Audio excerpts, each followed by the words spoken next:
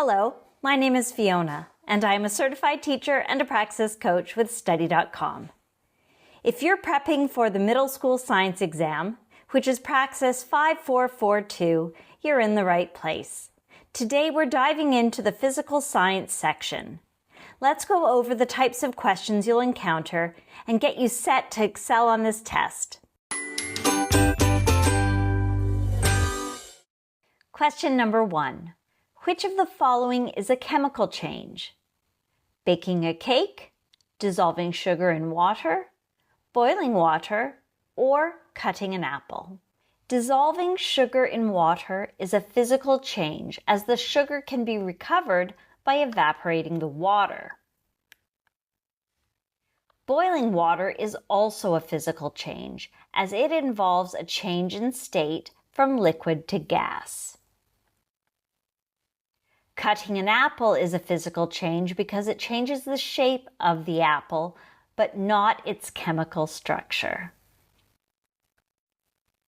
The correct answer here is baking a cake, which is a chemical change because it involves a chemical reaction that produces new substances. Question number 2. Which of the following is a disadvantage of digital signals?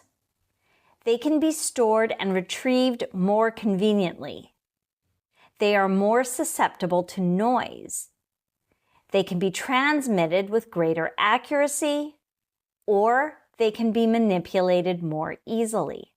Digital signals can be stored and retrieved more conveniently, allowing for easier data management and access. They can be transmitted with greater accuracy because digital data is less prone to degradation over distances compared to analog signals. Digital signals can also be manipulated more easily, enabling efficient processing and modification using digital tools. However, the disadvantage of digital signals is that they are more susceptible to noise. This means that any interference or distortion can significantly impact the quality of the digital signal if not properly managed. Question number 3. What happens to the temperature of a substance during a phase change? It remains constant, it fluctuates randomly, it decreases, or it increases. During a phase change, the temperature of a substance does not fluctuate randomly. It also does not decrease or increase during the phase change itself. The correct answer here is that it remains constant. During a phase change, the energy added or removed from the substance is used to change the state rather than changing the temperature. Question number 4.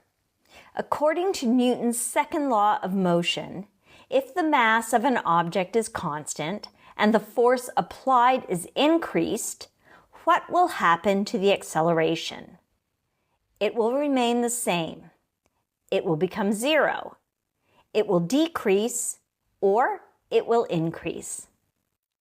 According to Newton's second law of motion, the relationship between force, mass, and acceleration is described by the equation F equals m times a, where F is the force applied to an object, m is the mass of the object, and a is the acceleration.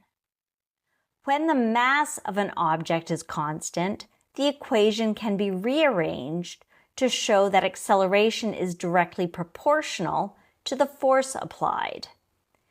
A equals F divided by m. This means that if you increase the force applied to the object while keeping its mass constant, the acceleration of the object will also increase. Conversely, if you decrease the force, the acceleration will decrease. Therefore, if the mass remains constant and the force applied is increased, the acceleration must increase. The other options, remaining the same, becoming zero, or decreasing, do not align with this direct proportionality between force and acceleration.